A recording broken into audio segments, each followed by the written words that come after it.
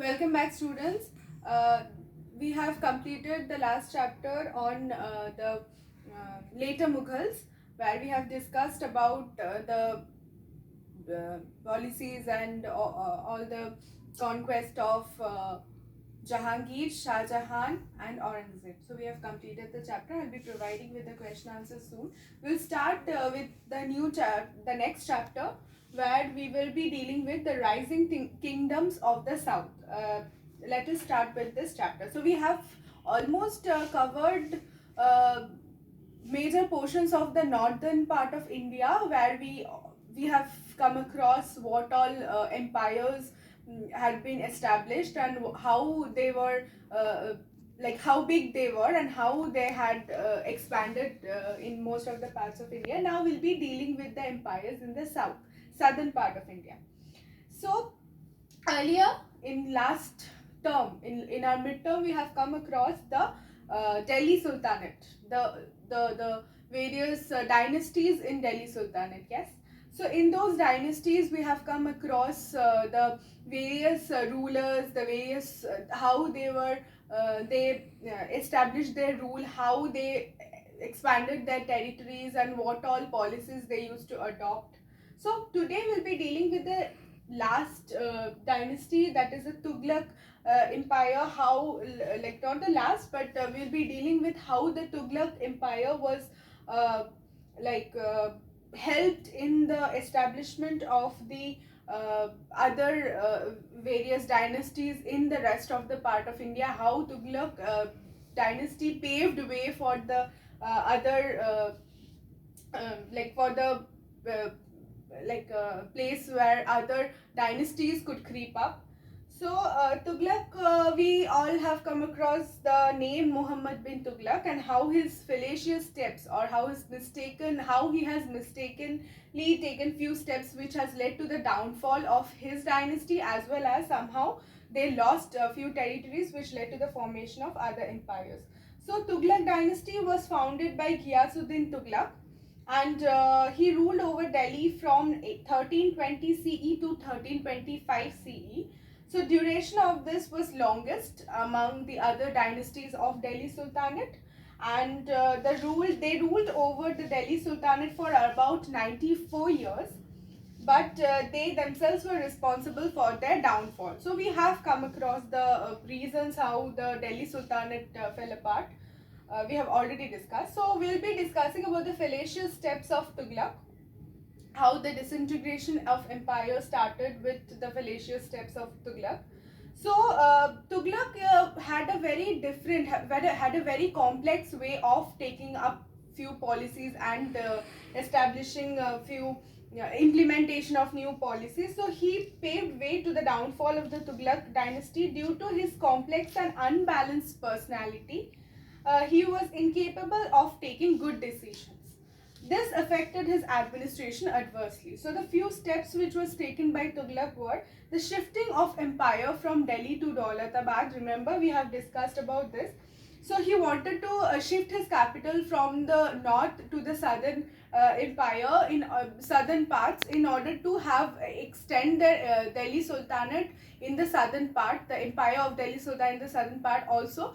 But it was difficult for him to continue the administration process from Delhi in the other parts, in the mostly the southern part, since the empire was so vast. So he wanted to shift the capital from Delhi to Daulatabad, but this led to we all know how it had caused several misery among the people, because they had to come all the way from Delhi to the south, and again after few years he understood that this was actually a wrong step, this was mistaken, and he again shifted his capital back to Delhi.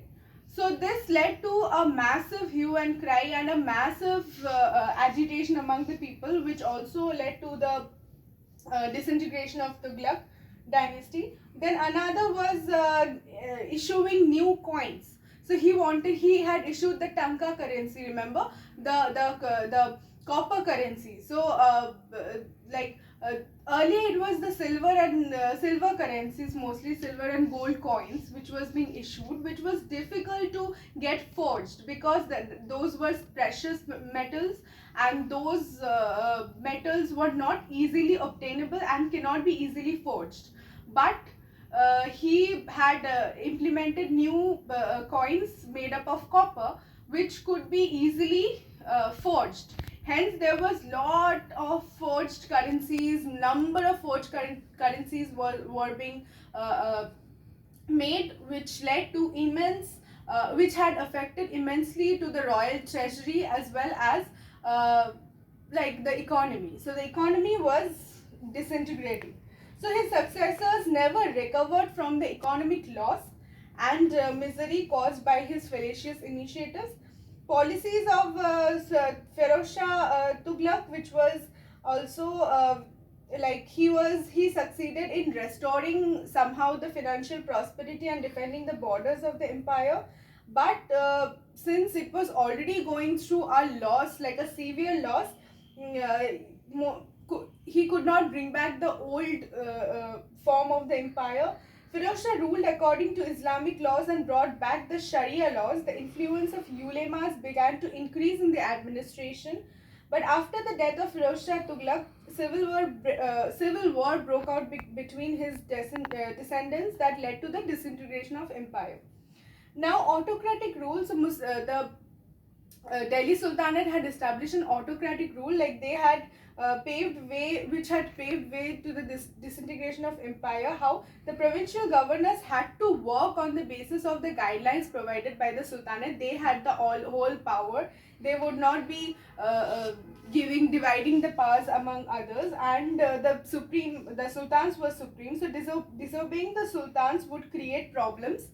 And also they considered themselves as representations of the Almighty, and it all of these reasons cause all of these things led to agitation among the people against the Delhi Sultanate, like the rulers of Delhi Sultanate, and it also led to the growth of conflict in many regions, and independent and powerful kingdoms in the Deccan part grew, which we will be studying in the later sessions.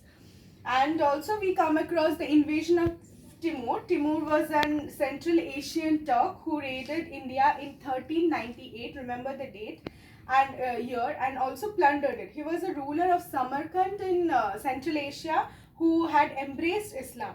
So he wanted to loot, he wanted to increase his wealth, and he destroyed anything that came in his way, and he had looted Delhi, Mirat, Jammu, and plundered Delhi, and the empire could never recover from the losses that was caused by this invasion. So that will be all for today about the disintegration of Tughlaq dynasty. This was a mere revision of whatever we have studied earlier.